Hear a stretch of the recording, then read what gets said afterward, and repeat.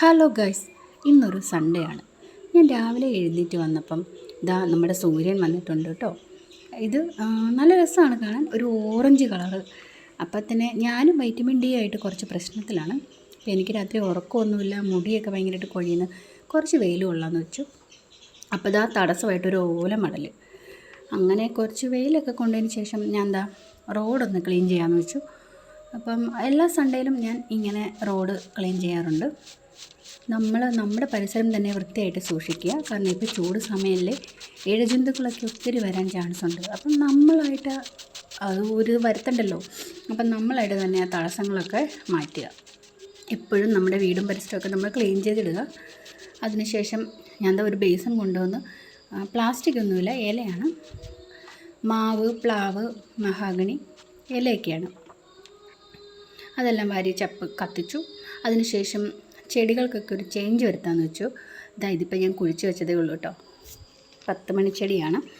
ചെറിയ അങ്ങനെ തന്നെ നിൽപ്പുണ്ട്. ഇതിപ്പോൾ എന്ത് ചെയ്യണമെന്നൊന്നും ഒരു ഐഡിയ ഇല്ല. നിൽക്കുന്ന കാണാനൊരു ഭംഗിയാണ്. ഞാനിപ്പോൾ എല്ലാ വീഡിയോയിലും ഇത് പറയുന്നുണ്ട്. പക്ഷേ ഇപ്പോൾ നന്നായിട്ട് റെഡിഷ് കളറായി. ഇത് ഞാൻ കുറച്ച് മുന്നേ കുഴിച്ച് വെച്ച 10 മണിച്ചെടി ഇപ്പം വിരിഞ്ഞ് ഗൈസ്. ഇത് അതിൻ്റെ ചെറുതാട്ടോ. നേരത്തെ കണ്ടത് ആന 10 മണിയാണ്, ഇത് ചെറിയ 10 മണിയാണ്. തേനീച്ചയൊക്കെ വന്നിട്ടുണ്ട്, തേനെടുക്കാനായിട്ടായിരിക്കും. ഇങ്ങനെ ഓരോ ചെടികളൊക്കെ പൂവുണ്ടായി നിൽക്കുന്ന കാണുമ്പോഴത്തേനും ഒരു രസമാണ്. അപ്പം എല്ലാവർക്കും കുറച്ച് വെള്ളമൊക്കെ കൊടുത്തു രാവിലെ. അതിനുശേഷം നമ്മുടെ ചെറി ഇതെന്ന് വെച്ചാൽ നമുക്കിത് യൂസ്ഫുള്ളാണ്. കാരണം എങ്ങനെയാണെന്ന് വെച്ചാൽ നമ്മളിതിന് വേണ്ടി ഒത്തിരി കഷ്ടപ്പെടണം. അതായത് ഇത് 1-2 ദിവസം ചുണ്ണാമ്പ് വെള്ളത്തിലിട്ട് വയ്ക്കണം. കാരണം ഇതിനകത്തൊരു കറയുണ്ട്, ഒരു വെള്ളക്കറ. നമ്മൾ വായിൽ വെച്ചാൽ പോലും നമ്മുടെ പല്ലിൽ കറയാകും. കണ്ടത് ഒരു വെള്ള കളറിലെ കറ വരുന്നുണ്ടോ? അതായത് ഇത് മാറണമെന്നുണ്ടെങ്കിൽ 1-2 ദിവസം ചുണ്ണാമ്പ് വെള്ളത്തിലൊക്കെ ഇട്ട് വെച്ച്, അതായത് ഇന്ന് ചുണ്ണാമ്പ് വെള്ളത്തിൽ ഇട്ട് വെക്കുകയെന്നുണ്ട്, രാവിലെ ആകുമ്പോൾ അത് കഴുകി വാരിയിട്ട് വീണ്ടും അടുത്ത വെള്ളം, അങ്ങനെ വെള്ളം മാറി മാറി ഇത് ഫ്രഷായിട്ട് എടുത്തിട്ട് നമുക്ക് അച്ചാറിടാം. അതുപോലെ തന്നെ ചെറിപ്പഴം, പഞ്ചസാര ലായനിയിൽ വെച്ചിട്ട് ചെറിപ്പഴമൊക്കെ ഉണ്ടാക്കാം. ഇതിപ്പോൾ അവിടെ തന്നെ നിൽക്കട്ടെ. പിന്നെ ഞാൻ എൻ്റെ ചെടികളൊക്കെ ഒന്ന് പടർന്ന് കിടന്നൊക്കെ ഒന്ന് ചെത്തി കണ്ടിച്ചു കേട്ടോ. അവരെയൊക്കെ ഒന്ന് നല്ല ഫ്രഷ് എനർജിയൊക്കെ എടുത്തു. ചെടി പരിപാടിയെല്ലാം കഴിഞ്ഞതിന് ശേഷം നേരെ അടുക്കളയിൽ വന്നു. അപ്പോൾ ഇന്ന് ചെറിയൊരു സദ്യ കഴിക്കാൻ തോന്നി, ഒരു സൺഡേ അല്ലേ. ഞാൻ ചോറ് അടുപ്പ് കത്തിച്ചു. ചോറ് വയ്ക്കാനായിട്ട് ചിരട്ടയൊക്കെ വെച്ചാണ് കത്തിച്ചത്.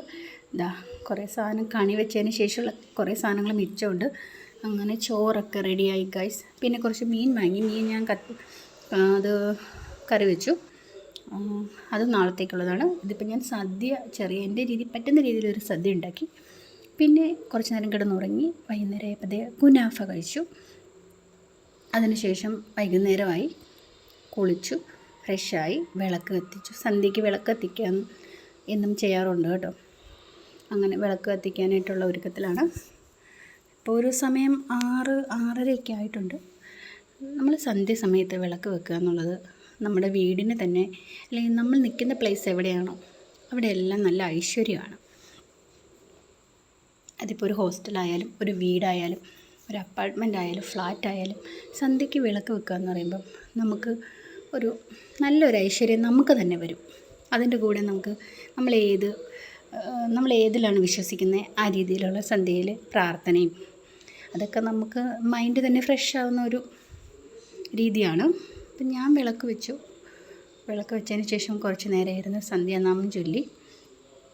ഇപ്പോൾ സമയം ഇരുട്ടി വരുന്നുണ്ട്, അതാണൊരു വീഡിയോ വെട്ടമില്ലാത്ത ഒരു ലൈറ്റ് കുറവ്.